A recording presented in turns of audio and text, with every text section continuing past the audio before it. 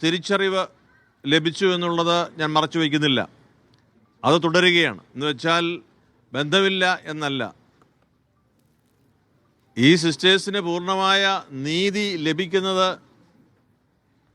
നമ്മുടെ ഒരു സ്വപ്നം മാത്രമല്ല, കർമ്മപരിപാടിയുമാണ്. അതുകൊണ്ട് അവരെ ജയിലിൽ നിന്നിറക്കി അവർക്ക് ഒരു പരോൾ പോലെ ലഭിച്ച ഒരു ആനുകൂല്യത്തിൽ സഭ എല്ലാ വിഷയവും അവസാനിപ്പിക്കുന്നില്ല. നീതി അന്വേഷിച്ചുള്ള, സത്യം അന്വേഷിച്ചുള്ള ആ പ്രക്രിയകൾ മുൻപോട്ട് പോകട്ടെ. അത് നമ്മളുടെ ബന്ധങ്ങളെ കുറച്ചുകൂടി ശക്തമാക്കും.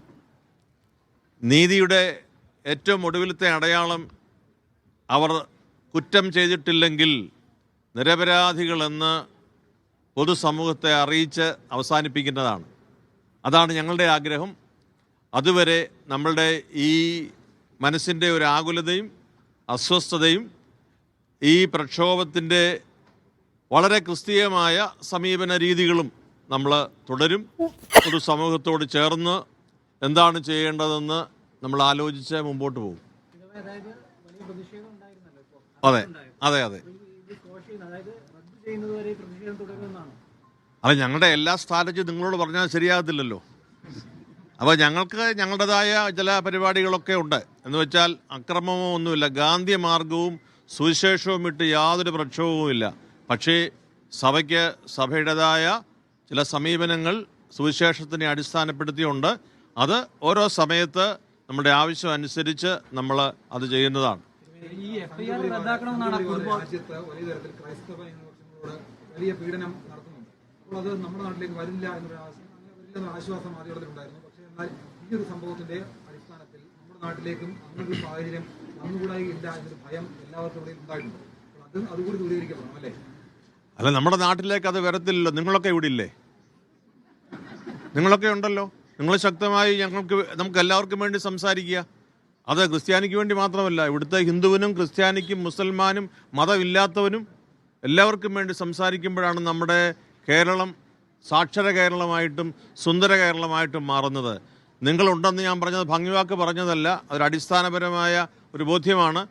കേരളത്തിൽ ഇത്രയും സാക്ഷരതയുള്ളപ്പോൾ നാം എന്തുകൊണ്ടാണ് ഈ വിഷയത്തിൽ കേരളം മുഴുവൻ പ്രതികരിച്ചത്? സാക്ഷരതയും ഇതേക്കുറിച്ചുള്ള വിവേകവും കൂടുതലായി നമുക്ക് ഉള്ളതുകൊണ്ടാണ്. അതുകൊണ്ട് നിങ്ങളുണ്ട്, നമ്മൾ ഒരുമിച്ച് മുമ്പോട്ട് പോവുക. കേരളത്തിൽ ഇത് സംഭവിക്കാതെ ഇരിക്കട്ടെ.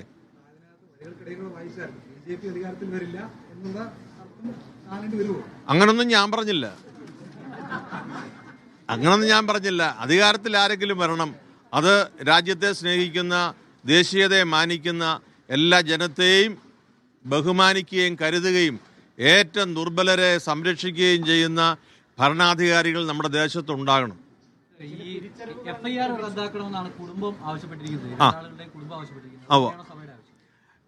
ഈ വിഷയവുമായി ബന്ധപ്പെട്ട് സിസ്റ്റേഴ്സിന് കാര്യങ്ങൾ പറയാനുണ്ട്, കുടുംബാംഗങ്ങൾക്ക് പറയാനുണ്ട്, അവരോട് ചേർന്ന് നിൽക്കുന്നവർക്ക് പറയാനുണ്ട്, സന്യാസ സമൂഹത്തിന് പറയാനുണ്ട്.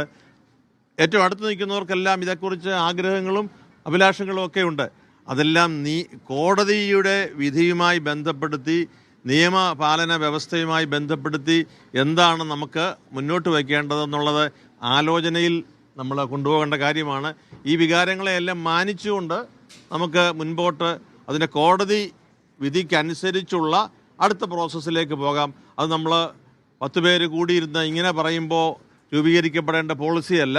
പക്ഷേ അവരുടെ മേൽ അന്യായമായി ചുമത്തപ്പെട്ട, ഞങ്ങൾ അങ്ങനെ വിശ്വസിക്കുന്നു, അവരുടെ മേൽ അന്യായമായി ചുമത്തപ്പെട്ട ആരോപണമാണ്. അത് തെളിയിക്കട്ടെ, സത്യസന്ധമായി തെളിയിക്കട്ടെ. അത് ആൾക്കൂട്ടം അത് തെളിയിക്കാൻ നിൽക്കണ്ട, കോടതി അത് തെളിയിക്കട്ടെ.